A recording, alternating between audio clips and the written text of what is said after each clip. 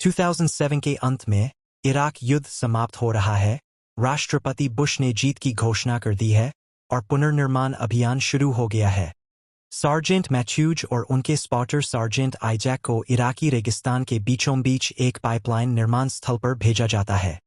उस जगह पर काम कर रहे सभी अमेरिकी मारे जा चुके हैं, इसलिए अब उनका मिशन नए निर्माणकर्ताओं को भेजने से पहले अपराधी का पता लगाना है। सैनिक पिघलते सूरज के नीचे उस जगह पर नजर रखने के लिए झाड़ियों और पत्थरों के पीछे छिप जाते हैं और 20 घंटे बिना कुछ हुए बीत जाते हैं। मैथ्यू अधीर होने लगता है और सोचने लगता है कि वहाँ कोई इराकी सैनिक नहीं बचा है, और बिखरे हुए शवों को देखते हुए उस जगह पर किसी टीम ने हमला किया होगा जो अपना मिशन पूरा करके लौटी थी। आइजैक बताता है कि यहाँ किसी बड़े समूह के आने जाने के कोई संकेत नहीं है, और यह भी बताता है कि चूंकि सभी मजदूरों की मौत सिर में गोली लगने से हुई थी, इसलिए यह जुबा नामक प्रसिद्ध पेशेवर इराकी स्नाइपर का काम हो सकता है। हालांकि मैथ्यूज को लगता है कि किसी के लिए भी 30 सेकंड से कम समय में इतने लोगों को मारना नामुमकिन है। आखिरकार मैथ्यूज इंतजार करते करते थक जाता है और आइजैक को अपने लिए कवर करने के लिए कहकर उस जगह को करीब से देखने के लिए नीचे जाता है। आइजैक बताता है कि उसका निशाना अस्पष्ट होता जा रहा है और मैथ्यूज उसे पहले निशाना न बदलने के लिए चिढ़ाता है, लेकिन यह निशाना आइजैक के लिए महत्वपूर्ण है क्योंकि यह उसके एक शहीद साथी का था। फिर मैथ्यूज सुराग ढूंढने के लिए एक एक लाश के पास जाता है, और जब आइजैक पुष्टि करता है कि सभी की मौत सिर पर लगी सटीक गोली से हुई है, तो उसे आइजैक की बात पर यकीन होने लगता है। वह गोलियों की संभावित दिशा जानने के लिए घटनास्थल के बीचों बीच जाता है, जबकि आइजैक उससे पीछे हटने की विनती करता है, लेकिन अचानक गोली की आवाज आती है और मैथ्यूज जमीन पर गिर पड़ता है। उसके पेट में तेज दर्द होता है।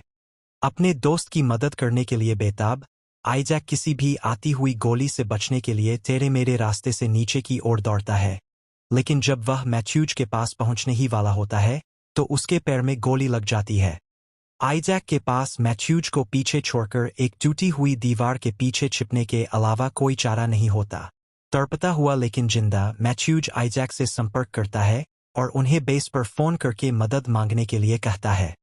हालांकि सबसे पहले आइजैक को पता चलता है कि उसके पैर का जख्म बहुत भयानक है, इसलिए वह खून बहना रोकने के लिए उस पर एक बेल्ट बांधता है। फिर वह अपना रेडियो बैग उठाता है और बेस से संपर्क करने की कोशिश करता है, लेकिन उसे पता चलता है कि सिग्नल नहीं आ रहा है क्योंकि स्नाइपर ने एंटीना पर गोली चला दी थी।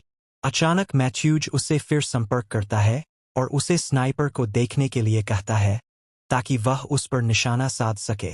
इसहाक उसे चेतावनी देता है कि स्नाइपर उसकी हर हरकत को भांप लेगा और उसे फिर से गोली मार देगा, लेकिन वह उसे नजरअंदाज कर देता है।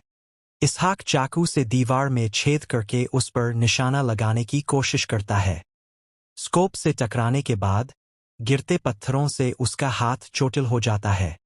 मैथ्यूज फिर अपनी राइफल निकालने की कोशिश करता है, लेकिन खून की कमी के कारण बेहोश हो जाता है। अपने दोस्त की तरह मौत से बचने के लिए आइजैक अपने पैर से गोली निकालने के लिए ब्लेड का इस्तेमाल करता है, जो एक बेहद दर्दनाक प्रक्रिया है। फिर वह बेहोश होने से पहले घाव पर पट्टी बांधता है। कुछ देर बाद आइजैक अपने ईयरपीस से आती आवाज सुनकर जाग जाता है। यह बेस के एक अधिकारी की आवाज निकलती है और आइजैक तुरंत स्थिति की रिपोर्ट करना और चिकित्सा आपूर्ति की भीख मांगना शुरू कर देता है।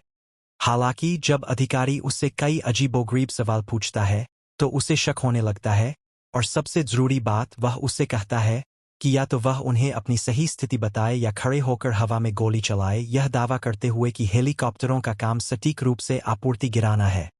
आइजैक बताता है कि यह प्रोटोकॉल के खिलाफ है और उसे खतरे में डाल देगा, और जब वह उस आदमी की बातों पर ज्यादा ध्यान देने लगता है तो उसे एहसास होता है कि वह अमेरिकी है। यह स्नाइपर जुबा है